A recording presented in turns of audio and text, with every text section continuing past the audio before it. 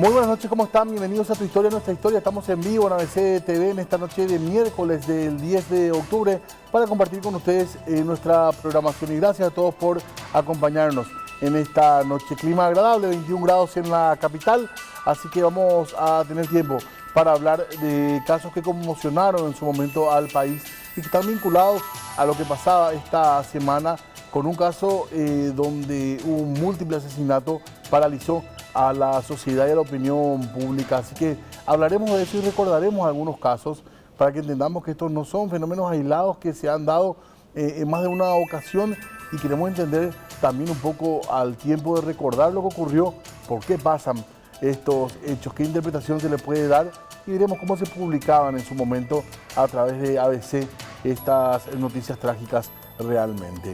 Así que vamos a comenzar nuestro programa de hoy, vamos a hacer alguna semblanza histórica, como estamos acostumbrados, por supuesto también recordando varios de los artículos que se publicaron en su momento. Nos acompaña para charlar en este primer bloque de nuestro programa el comisario Roberto González Juquejo, sí. Comisario, más de 30 años en la policía. Sí. Buenas noches, antes que nada, ¿cómo está, comisario? Sí, buenas noches, un placer estar en tu programa y saludo a la audiencia. Bueno, comisario, así es, 30 años en el cuadro policial. Sí, señor, sí, 30 años como oficial y 4 años de cadete. Bueno, queremos hablar de uno de los casos, pero también un poco hablar en general de experiencias que te tocaron vivir, comisario. Y te voy a tutear para que sea más fácil esto, si me permitís. No, por supuesto, es más agradable la conversación. Más sencillo. Sí. Hablar un poco de un caso, ¿verdad? De un múltiple homicidio que en su momento también fue muy comentado. Un caso que llegó a instancias judiciales con condena y todo lo demás, pero que generó muchísimas preguntas en un comienzo. ¿Qué recordás de este caso en San Lorenzo, comisario? ¿Dónde estabas trabajando vos en ese momento del 2001? Bueno, yo acabo de ser nombrado jefe de policía del Departamento Central. Creo que fue 3, 4 días antes de aquel acontecimiento. Ah, ¿te estabas inaugurando con eso? Me estaba inaugurando con eso, el cargo con este lamentable episodio que realmente impactó a toda la población, porque fue muy violento y hubieron personas que fueron enterradas vivas, es decir, con vida. Y realmente fue un hecho sumamente preocupante, y cuando ocurren hechos de este tipo, y fundamentalmente cuando se ven afectados criaturas, realmente claro, es tremenda el impacto que ocasiona al personal interviniente. Por más que sea un personal que ya está curtido, que ya le tocó, cuando se trata de niños no hay quien aguante realmente. No, es fuerte y el personal, el que hace el trabajo de la persecución penal, no es una máquina de ser humano. Generalmente somos padres y permanentemente viene la figura de los hijos en esos acontecimientos, y realmente es doloroso. ¿Te había tocado un caso o algún caso de similar magnitud en tu trabajo de oficial de policía?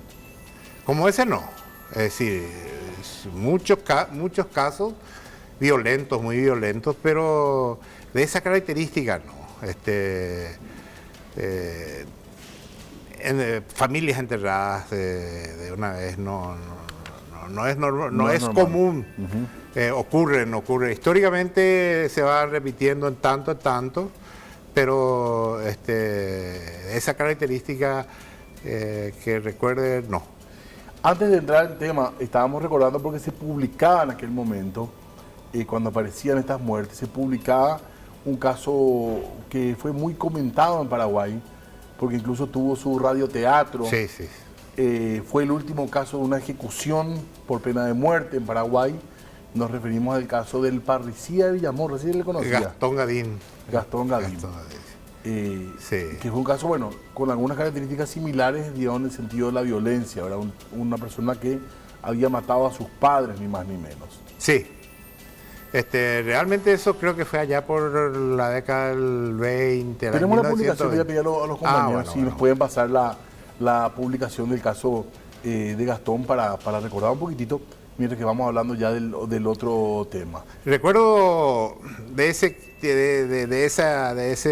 hecho porque cuando nosotros éramos cadetes...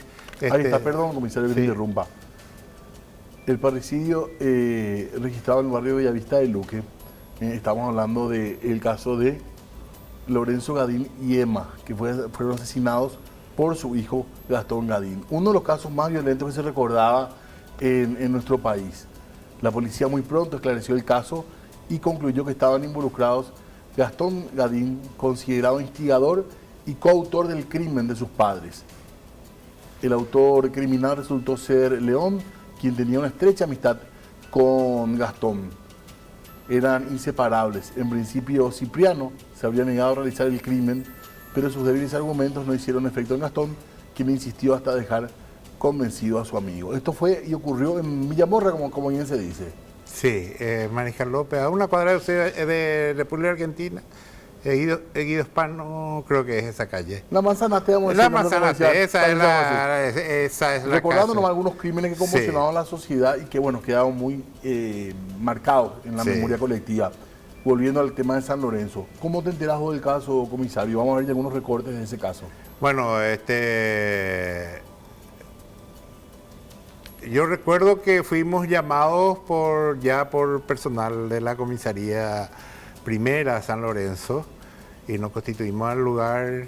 ¿Vos mismo te fuiste? Sí, yo estuve ahí desde un principio y comenzamos, se notaba el lugar, la tierra que se removió, comenzamos a mover, a llamar a los médicos forenses y fiscales. Cuando eso yo no creo que todavía no había fiscales en esa época interviniendo, eran jueces. Y comenzamos a trabajar y encontramos situaciones tremendas, realmente tremendas, personas encimadas. Lo más impactante fueron que fueron enterradas, algunas personas fueron enterradas vivas. Y realmente fue muy... Comisario, ¿y vos cuando vos decidís ir, es porque ya te advirtieron de la magnitud del hecho o porque había sospecha que podría ser algo grande? Bueno, ya porque desapareció una familia. Los miembros de una familia desaparecieron y se presumía que estaban enterrados ahí en ese lugar. Y bueno, y ahí comenzó el trabajo. Esa es la publicación ya del día siguiente. Estamos viendo la publicación del martes 10 de abril del año 2001. Así presentaba la noticia. 6 personas que conformaban una familia fueron torturadas, asesinadas y enterradas en una fosa común cavada en el fondo del patio de una vivienda en la zona céntrica de San Lorenzo. El macabro sextuple homicidio habría sido perpetrado entre el jueves y viernes últimos, según las primeras deducciones. Los investigadores estiman que una hipotética venganza a causa de un problema relacionado con dinero podría constituir uno de los trasfondos del terrible caso criminal que sacudió al país. Un grupo integrado por agentes de unidades especializadas en investigación de ilícitos fue comisionado ayer en el esclarecimiento del caso. Sí, realmente la causa. Yo creo que no se escribió la real causa de aquel hecho. El señor Almirón, creo que es el apellido del dueño de casa. Nicolás Almirón, tenía 70 años. Sí. Él alquilaba unas piezas. Ajá. Y en una de esas piezas alquilaron Cruz Arroyo Folle y su señora. Un tiempo antes cae por robo de vehículo Arroyo Folle y va a la cárcel. Se queda viviendo en la casa. Él era un hombre con antecedentes, comisario. Sí. Él estaba en la cárcel. Ya era conocido, digamos, en el mundo del delito, ¿no? Y sí, ya estaba comenzando a conocerse, ya habían gente que lo conocían, ya lo conocíamos.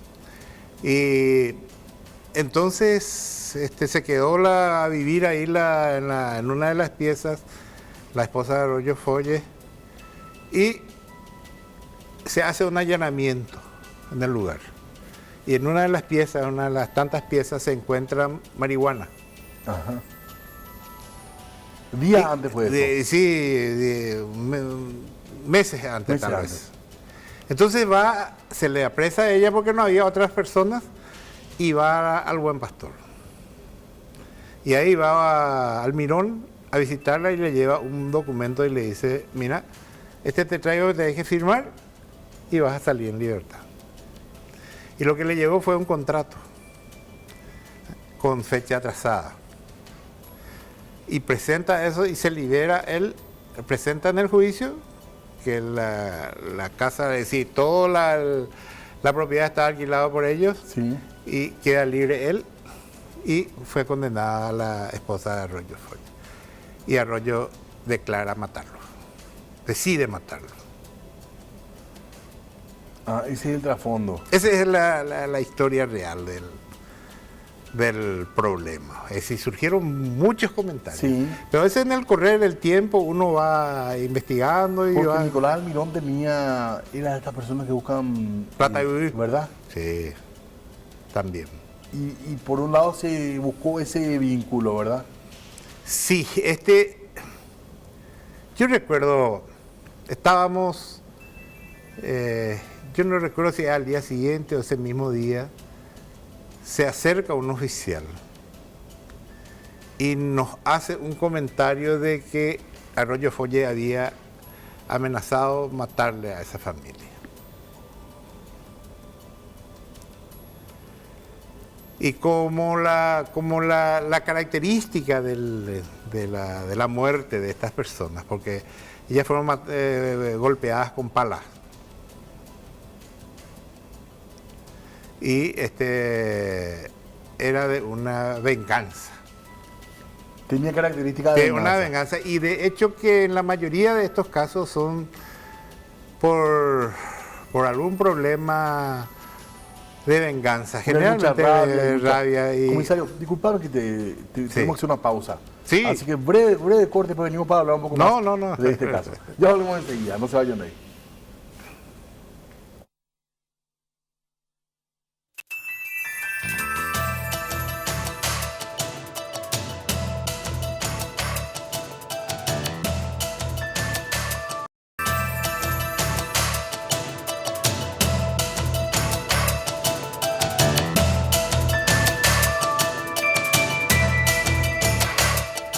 Seguimos nosotros nuestra historia en esta noche de miércoles para seguir hablando de este sextuple homicidio, comisario. Sí. Bueno, quiero ir al punto porque te estoy preguntando otras cosas también vinculadas en general a la inseguridad, al delito, incluso antes de entrar al programa. Ustedes, esto se descubre también por el olor, había una familia desaparecida de hecho, pero... Sí, exacto. Tenés razón. Eso, así fue. Y entran y encuentran, son 6 personas fallecidas. Nicolás Almirón, que era el padre, 70 años. Herminia Colmán, tenía 33, era la concubina. La hija de ambos, Marilú Almirón, de 12 años. Lorenza Almirón, de 14, hija de un matrimonio anterior de Nicolás. Y las otras 2 víctimas, Melania Colmán, de 30, la hermana de Herminia, y Gustavo Ortiz, de 12 años. Estas fueron las víctimas. Sí. Todas en una misma fosa, comisario. Todas en la misma fosa. Sí. Y bueno, ya comenté que lo impactante era que se notaba que algunas de esas personas fueron enterradas vivas. Es decir, habrán recibido un impacto que habrá quedado desvanecida y no murieron y le tiraron así a la fosa. Incluso algunos de los cuerpos tenían bolsas en la cabeza. Sí, también. Sí. Así fue. Comisario, y usted me estaba contando, vos estabas contando, comisario, que un personal policial dice que había una persona que había jurado venganza contra esta gente. Sí, de ahí comenzó la investigación. Está el comisario Antonio Gamarra y otra gente y ellos fueron a buscarlos a Arroyo Folle, recuerdo. Yo fui también después. Y llegaron y preguntaron por él, le dijeron que no estaba, entonces pegaron la vuelta, fueron a 2 cuadras de su casa y se quedaron ahí le vieron salir. Un hombre grande. Un hombre grande, físicamente y con mucha fuerza. No muy grande de edad. No, habrá tenido, qué sé yo, 28 años, por ahí, o menos tal vez. No recuerdo exactamente. En ese momento, ¿cómo sospechoso para ustedes? Sospechoso, pero con mucha posibilidad de que, porque ahí ya surgió la información de que unos días antes del encuentro estaba tomando cerveza en un bar ahí cerca con otra gente. Y bueno, eso ya se va desarrollando en el proceso de la investigación. Después él admitió que él fue el que hizo y que hizo solo. Pero después surgió otra noticia de que no fue solo. ¿No cerraba la historia de que sea solo? No, era difícil. No se puede, no puedo yo decir al aire de quién fue porque no tenemos concretamente, pero tenemos la información, tuvimos la información de que se trata de una persona muy cercana a él. ¿Cómo fue su detención, comisario? ¿Fue complicada? Fue complicado porque se tuvo mucha, es decir, se resistió, él tenía mucha fuerza y recuerdo que se le puso la esposa y era muy difícil de tomarlo, entonces los intervinientes fueron un jeep, se le puso la esposa por por la defensa de esa delantera que tiene y soltó la esposa. Realmente fue muy difícil aprenderlo y apresarlos a él. ¿Y a él lo aprecian y dónde lo llevan? A San Lorenzo, ahí a la jefatura de policía le trajimos. Ahí estuvo y después fue a la penitenciaría. ¿Y ustedes tenían más que sospecha o casi un convencimiento de que era él el comisario? Sí, teníamos sospecha, hasta teníamos ya elementos que hacía que él fue el autor. Teníamos ya evidencia suficiente para informar a la fiscalía o al juzgado de su participación. ¿Él en algún momento reconoce estando con ustedes o recién lo hace en juicio? Él reconoce, el tema es, el tema de la consulta a un sospechoso pues es muy delicado. La ley le protege, claro, de manera, no puede dar su contra, pero la policía puede hacer algunas preguntas para tomar medidas en la investigación del caso. Es decir, la policía tiene esa posibilidad de hacer preguntas concretas, sucintas a las personas. Y ahí te comentó el hecho, ¿verdad? Y así fue, realmente... Pero la parte que a uno cerrada es que él decía que actuó solo. Sí, que actuó, después nos enteramos que participó una persona muy cercana a él en el hecho en sí. El detenido se resiste a detallar la masacre, pero no levanta cargos. Por recomendaciones de su defensora dijo no estar habilitado a proporcionar datos. Ahí estamos viendo una publicación del 17 de abril de 2001. El preso John Cruji Arroyo Folle, principal sospechoso de haber exterminado a toda una familia en San Lorenzo. La semana anterior rompió el silencio. Ayer en su celda de Tacumbú sostuvo que por recomendaciones de su defensora no puede brindar detalles sobre el múltiple asesinato.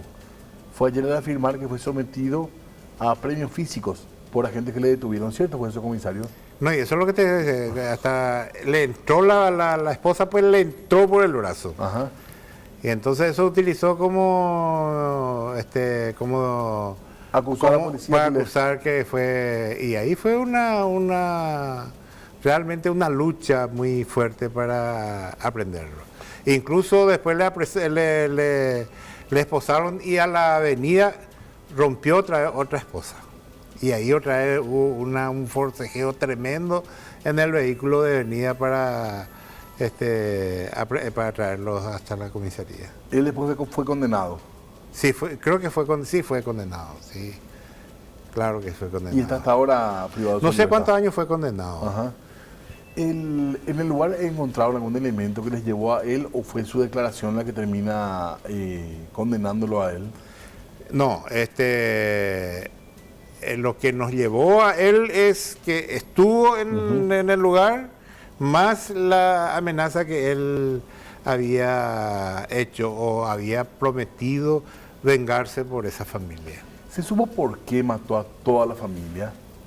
Cuando la venganza era contra el señor Almirón en particular, ¿verdad? Eso es muy difícil de determinar, pero generalmente las circunstancias del momento es el que le lleva a una persona, a un delincuente, concretar ese tipo de hechos. Era la ira, el descontrol ya de una situación, tal vez con el consumo de la droga, un poco de alcohol.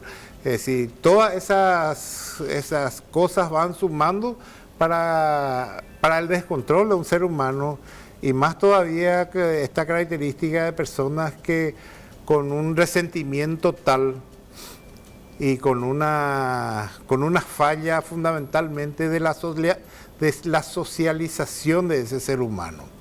Porque ¿por qué las personas se convierten en delincuente? Es porque falló la socialización. No aprendió él a entender cómo se convive dentro de una sociedad formal. ¿A este nivel de violencia se puede prevenir o es muy difícil, comisario? Es muy difícil porque estas son fallas psiquiátricas muy pronunciadas. Y el ser humano generalmente se le regula su conciencia moral, es decir, lo que aprendió en el desarrollo de la culturización de su vida. Y por eso de repente uno dice, le quiero matar a fulano. Pero ese deseo no hace realidad porque una expresión, o tal vez llegue el deseo, pero hay elementos que le hacen sí. Una es la conciencia moral, la segunda las leyes, que bueno, si yo le mato a fulano me voy a la cárcel, voy a la pena y voy a destruir mi vida y mi familia. Y hay otros que no llegan a importarle esa situación y desarrolla y comete, y ahí entra la ley a juzgarlo y a aplicar las normas. Estos casos con la prevención tradicional de delitos son indetectables. Son decisiones ya personales de que van a ejecutar. Es ya un problema, no podés vos aprenderle a una persona por el simple hecho de que vos tenés una duda de que va a cometer un hecho. Por su actitud, No se puede. Comisario, acá estábamos viendo, y le pido a los compañeros la imagen, porque esto uno va recordando también. Pasó, por eso es que hace uno... Esta declaración, seguramente vos estaba por ahí, comisario, supuesto exterminador dice que violó, pero no mató a los Almirón. Durante reconstrucción, Arroyo Folle tiró el fardo a sus cómplices. En la información que publicaba ABC, el convicto John Cruji Arroyo Folle, principal sospechoso de haber participado en la masacre de la familia de Mirón, admitió que sometió sexualmente a las víctimas y negó participación en los asesinatos. Fue anoche, durante la reconstrucción, en la que brindó una nueva versión sobre la matanza, diligenciada en la que también participó Cecilio Echeverría Ovelar, alias Peleí, otro de los detenidos. Los indagados dudan de la veracidad del principal sospechoso. ¿Te acordás de la reconstrucción, comisario? Sí, ahí está. Allá está, yo estoy. Ajá. ¿El primero son? Sí, ahí está. Sí, recuerdo de esa situación, de ese momento. En 18 años uno va perdiendo muchas precisiones. Claro, pasó mucho. Y fundamentalmente porque eso vienen otros casos no es un caso exclusivamente único que hemos atendido en nuestra vida, ¿verdad? Entonces, pero lo importante es entender de por qué y cómo desarrolla un ser humano un hecho de esta característica. ¿Seguiste este último caso, comisario? Sí, por la prensa. Son casos que probablemente van a ser muy difíciles de evitar, salvo que se haga una prevención más grande, digamos. Bueno, para que vos puedas evitar esto, tenés que detectar la psicopatía en una persona mucho antes y comenzar a hacerle un tratamiento psicológico profundo que lleva mucho tiempo. Es muy y una persona que, aunque uno sepa que es peligroso, no puede detenerlo porque sencillamente uno tiene idea de que puede cometer un hecho punible. Es muy difícil. Comisario, como policía, cuando llegan a uno de estos casos, después la justicia se la condena, hay por lo menos una sensación de satisfacción de haber dado con una persona culpable, me imagino, para intentar también dar paz a los familiares, ¿verdad? El problema es decir, donde uno queda satisfecho con el trabajo es porque esa persona no va a seguir cometiendo, no va a seguir haciendo daño en la sociedad. No por uno mismo, por el trabajo, sino por el beneficio que genera ese trabajo, el beneficio a la sociedad. Y lo importante es de que tenemos que hablar de este tema y decir de que nosotros podemos mejorar mucho nuestro trabajo, equipando técnica y científicamente a los órganos de persecución penal. ¿Falta eso? Falta. Y falta fundamentalmente un trabajo de prevención. Pero la prevención no es una circunstancia no más de la presencia policial en la calle, sino que uno tiene que detectar esos posibles problemas sociales a muy escasa edad, es decir, a los 3, 4, 5, 6 años, en los primeros años de las escuelas. Por eso que es importante que en la prevención se trabaje muy de cerca con el Ministerio de Educación y Culto, Educación y Ciencia creo que es ahora. Que es donde ahí en los primeros años ya se debe de darle una atención especializada a aquellas personas que posiblemente van a ser violentos posteriormente, que le cuesta vivir en armonía social. Comisario, gracias por tu tiempo. Te convocaremos en algún momento para hablar aquí en Radio Cardinal un poco de seguridad o de inseguridad y de las fuerzas policiales como está viendo en este momento. Así que mil gracias por haber venido y será hasta una próxima vez. No, pero un placer. Realmente es un gusto hablar de este tema que nos interesa a todos y que debemos de profundizar porque este es un tema eminentemente técnico, no es un trabajo de sentido común, sino que es un trabajo técnico, científico.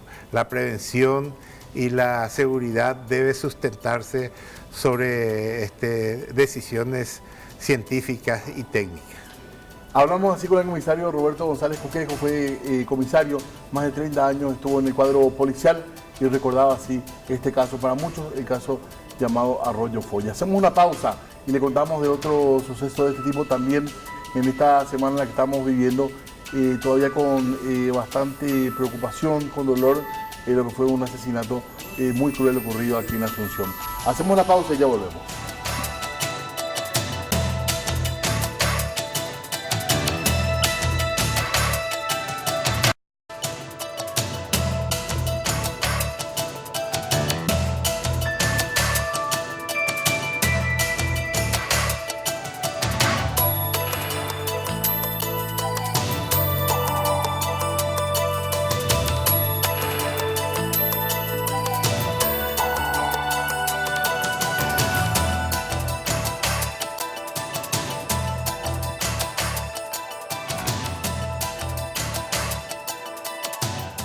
Seguimos nosotros en esta noche para hablar de un caso también bastante duro, bastante complicado y que hasta este momento no ha tenido un cierre como correspondería, por más que se conoce la historia de los sucesos, la justicia no ha llegado. Así que en un ratito hablamos con el abogado Rafael Fernández, que nos va a contar un poco más de este caso en el que asesinaron a 3 niños y a una persona mayor. Hay mucha gente viendo a través de las aplicaciones. Le mandamos un saludo muy grande, compatriotas que están en Nueva York, en Uruguay, en San Pablo, en Argentina, así que ahí estamos viendo algunos de los mensajes que están llegando para Rosalina, para Carmen, que está en Lambaré también, para Eber Romero, desde el sur del Alto Paraná, en Puerto Irala. Un gran abrazo para Ernesto también, desde Bellavista, en Itapúa, desde San Juan también, Vicky Báez.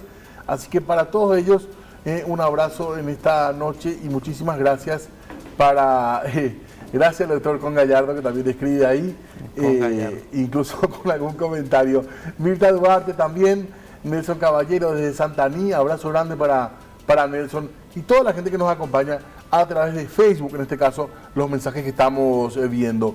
Doctor, gracias por acompañarnos. Buenas noches, doctor. Tanto tiempo. Bien, muchas gracias por la invitación, mi buen amigo. Y bueno, estamos acá para conversar lo mejor cosas indeseables. Bueno, doctor, ¿qué caso este? Mataron a 3 niños. A mí, te voy a ser sincero, a mí me molesta un poco cuando se dice el origen de los padres, porque es como un prejuicio, ¿verdad?, sobre la colectividad asiática, de ciertos tipos de crímenes de violencia, y me parece un poco injusto, ¿verdad? Pero bueno, lastimosamente el caso se conoció así, ¿verdad? Porque los 3 chicos creo que eran ya paraguayos en realidad, pero hijos de un padre coreano.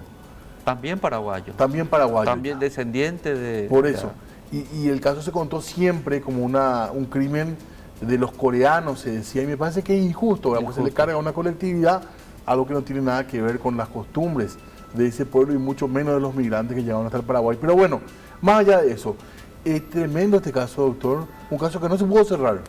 No se pudo cerrar. Contámelo. Las heridas siguen abiertas, inclusive para la madre de la niñera, la señora Antonia Pessoa, que es mi representada, a través de la Facultad de Derecho, una que la atendemos gratuitamente, porque son personas de muy escasos recursos. Lastimosamente llegó un poco tarde en el año 2005 en la Facultad de Derecho pidiendo auxilio, le hemos socorrido. Cuando hemos llegado ya con el equipo jurídico en la escena del crimen, pasaron ya como 15 días y la situación empezamos a solicitar varias diligencias, entre ellas la reconstrucción de los hechos, también la declaración de los testigos, los informes periciales, policiales, y todo apuntaba a una persona. Es así que la mamadre de la niñera que fue asesinada, además 40 apuñaladas, simplemente porque estuvo el día y en el lugar equivocado, que fue el día de su cumpleaños, sabía quién estaba ahí desde la mañana, pagó con su vida. Y la madre de esta señora que sigue viva presentó querella criminal adhesiva por el crimen de homicidio doloso contra este señor Lip, que es el padre de las 3 criaturas. El propio padre termina matando a sus hijos y a quien era la niñera. Sí. Esto ocurrió en San Vicente, era una mañana. ¿Qué te acordás del caso, doctor? Mientras que vemos algunas imágenes. Bueno, yo lo que me acuerdo, que se publicaba en ABC. Creo que fue entre diciembre del 2005. Lo que yo le digo, sí, desde el punto de vista que la Fiscalía presentó imputación y acusación, el señor Lee tiene orden de captura internacional, está en estado de rebeldía. Perdón, doctor, que te interrumpa. Sí. Vamos a hablar después de eso. Martes 20 de diciembre de 2005. Una mujer de nacionalidad coreana halló muertos ayer a sus 3 hijos y a su empleada doméstica, cuando alrededor de las 19:50 de la noche regresaba a su domicilio desde su lugar de trabajo en el mercado municipal número 4. Todo indica que se trata de un ajuste de cuentas, pero los investigadores no notaron indicios de robo alguno. El esposo de la mujer, que está ahora en desgracia, se encuentra en el Brasil. Esta fue una coartada, doctor. Sí, fue una coartada. Muy bien, tratando de cubrir su salida, pero fue muy rápidamente contrarrestada porque la testigo presencial del hecho que lo vio entrar era la persona que vivía al lado de la casa y la que le llevaba a las otras criaturas a jugar con los niños, con estos que fueron asesinados. Le conocía perfectamente al padre. Además, el sujeto ingresó con la misma llave y solamente 2 llaves había. ¿La señora y él? Él. ¿Por qué? Porque era una llave especial que trajo la propietaria de este inmueble de Holanda. ¿Qué es una llave holandesa? ¿Qué tiene en particular? No sé, tendrá una llave que es en ese tiempo es imposible hacer un duplicado porque tiene un sistema eléctrico y algo. Entonces, la llave lo manejaba la señora que le dejaba a la niñera y lógicamente el otro llevaba. El padre estaba trabajando en San Pablo, Brasil. Y mientras estaba en San Pablo, Brasil, la propia madre de la niñera declaró ella públicamente y declaró en sedes judicial y fiscal de que la cuestión era una cuestión trasfondo pasional, de que supuestamente el hermano del padre se quedaba a dormir en la casa y que a partir de ahí surgió algún tipo de problema que yo creo que algún chismoso de la colectividad le pasó algunas informaciones, por eso hizo eso como para sorprender. Ahí estamos, doctor, perdón que te interrumpa de vuelta. ¿Hace mucho, doctor? Hace mucho y seguimos todavía. Y seguimos todavía. Abogado quiere que se indague al tío de los niños asesinados. Sí. ¿Tardaron en llegar a la conclusión de este caso, doctor? Se tardó 30 días.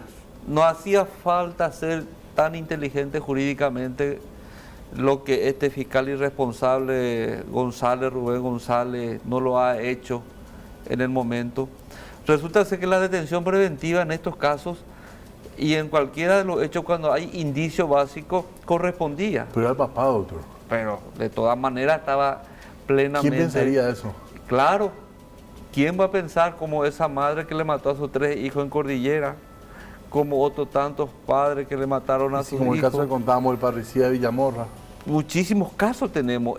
Lo que pasó en estos días, que encontramos 5 cadáveres, entre ellos 2 criaturas, siempre impacta más cuando se trata de criaturas. Si no porque no hay fundamento y razón lógica para poder ensañarse por una humilde criatura inocente. Falta mejorar las leyes para prevenir estos crímenes, son imprevenibles, doctor. Yo creo de que estas clases de crímenes también suceden en los Estados Unidos, sucede en los países del primer mundo donde hay pena de muerte, cadena perpetua. La gente no tiene miedo cuando va a cometer y cuando está decidido a cometer. De todas maneras, con todas esas penas drásticas, igual lo hacen. Lo que nosotros estamos viviendo en estos momentos, que somos una población conocida como personas pacíficas, somos gente buena, somos gente tolerante. No dice la sociedad está enferma, pero ¿son casos aislados para empezar o deberían llamarnos la atención y analizar socialmente? Mira que no son casos muy aislados, constantemente está pasando cada 2 o 3 días. Pero pasa en todas partes. Sí, y además de eso, lo que nos está llamando la atención, debería llamar a la atención a las autoridades, hay una descomposición social, hay un descreimiento hacia nuestra institución, especialmente la judicial, la fiscal, la policial, que hoy se está reorganizando y están tratando de hacer lo que deberían hacer hace mucho tiempo para recuperar la credibilidad pública. Te digo esto porque en otros casos ya se va directamente por justicia por mano propia. Tenemos que hacer una pausa, doctor, me vas a entender, así que vamos a hacer un breve corte y al volver hablamos más de este caso, un caso que según el doctor, porque no se actuó bien, sigue estando prófugo el principal responsable. Hacemos un corte y ya volvemos.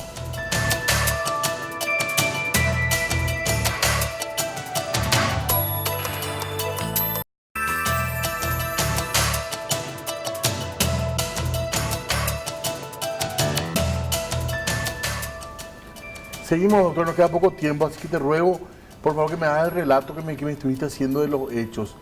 El padre de los niños, decidido a cobrar venganza, quería matar también a su esposa, ingresa a la casa, toma un cuchillo de su propia casa, así es la historia, ¿verdad? Bueno, esa es de lo que salió la investigación fiscal, de la investigación policial, de lo que se fue armando, de los motivos de por qué se actuó. Y se demostró de que el hermano, o sea, del padre, del que hoy está buscado, del que hoy tiene orden de captura internacional, estaba viviendo en la casa con la esposa. Y lógicamente alguien le pasó una información de esa naturaleza y este vino para corroborar y entró el día a la mañana. ¿Y quién abrió la puerta? Nadie. Él entró con su propia llave que tenía. Desenchufa el teléfono. Y desenchufa el teléfono, ahí está la foto. Incomunica a la empleada para no avisarle a la dueña, a la esposa que está en la casa fulano de tal. Las criaturas llegaron a la tarde y ahí empezó la matanza. Ahora bien, siempre en todos estos tipos de crímenes se busca los motivos. Robo, no se robó nada, todo estaba bien, las cosas en su lugar. Venganza, ¿por qué tres criaturas y la niñera? ¿Qué venganza podría ser? Además no se violentó la casa, la casa un búnker de seguridad. O sea, evidentemente la policía enseguida fue de que era una persona del entorno familiar. Entonces, concadenando las pruebas. ¿Se sabe cómo fue matando? Él mató primero a su hijo y último a la niñera. Sí. Así fue. Sí, la empleada estaba cocinando en la cocina. La niñera estaba cocinando, preparando la cena en la cocina, mientras el mayor se estaba duchando y el de 10 años vino a estar con su hermanito más chico, el de 3 años, y bueno, a la criatura de 3 años le doblaron el cuello, al otro de 10 años lo apuñaló, lo ató la boca con la propia corbata, y luego al niño, al de 12 años que se estaba duchando, que trató de defenderse. Pero, y él sale de la casa después. Sí, pero el televisión estaba en alto volumen, por eso tal vez, y como la fuerza y la violencia lo tapó la boca, ¿quién iba a gritar? ¿Cómo iba a pedir? Aparte ya cuando padre, se entera ya la empleada, cuando ya le viene a atacar y le da pelea, es ahí donde ella empieza a pedir socorro, a gritar, a pedir a los vecinos, y ahí es donde los vecinos vienen a preguntar qué pasa en la casa. ¿Y quién salió a recibirle? Un coreano, un ciudadano paraguayo, decimos, el padre supuestamente, un oriental.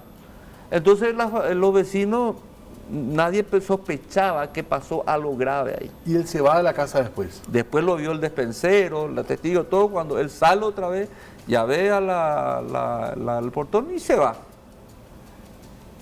Entonces, los motivos, después se unió que fue pasional. ¿Quién sabe vida, pasión y muerte en la casa de una familia, de una persona? ¿Es la niñera o la empleada? ¿Es tu guardaespaldas o tu chofer? Y ella siempre se fue y le contaba a las hijas y le contaba a la madre anciana qué es lo que pasaba en esa casa. Y eso que yo te estoy contando está en la carpeta fiscal de investigación. ¿Por qué este hombre está prófugo, doctor?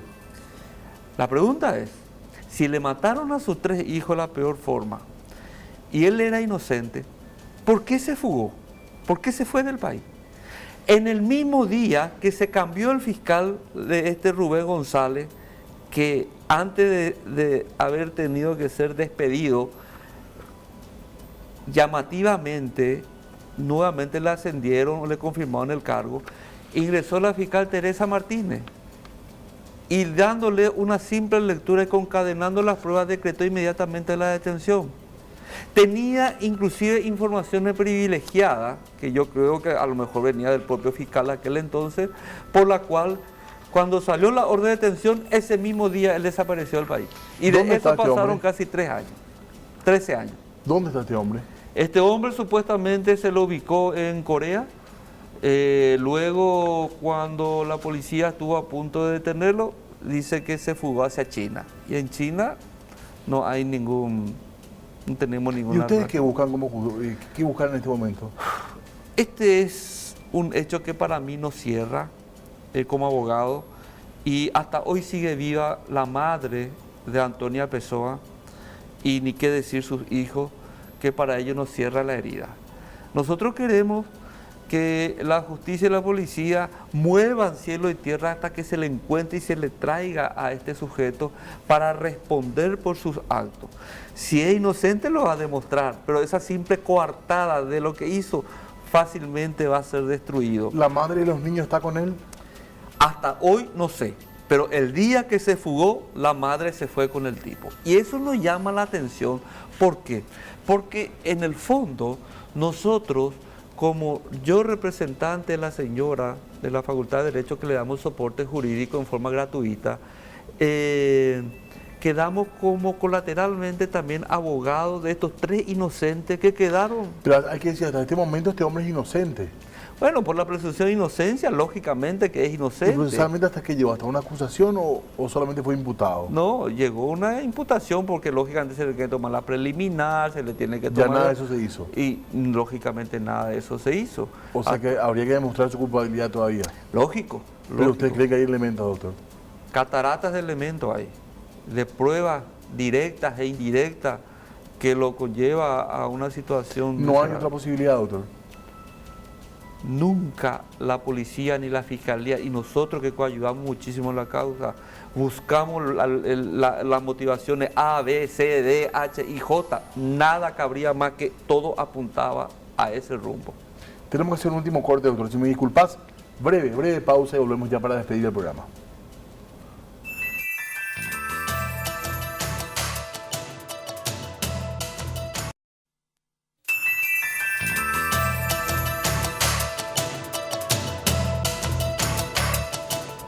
Estamos con el abogado Rafael Fernández para que nos haga un cierre de este caso que lamentablemente no tiene justicia, doctor. Y estos casos duelen y, como bien decía, hay una familia que no ha podido todavía elaborar el duelo. No.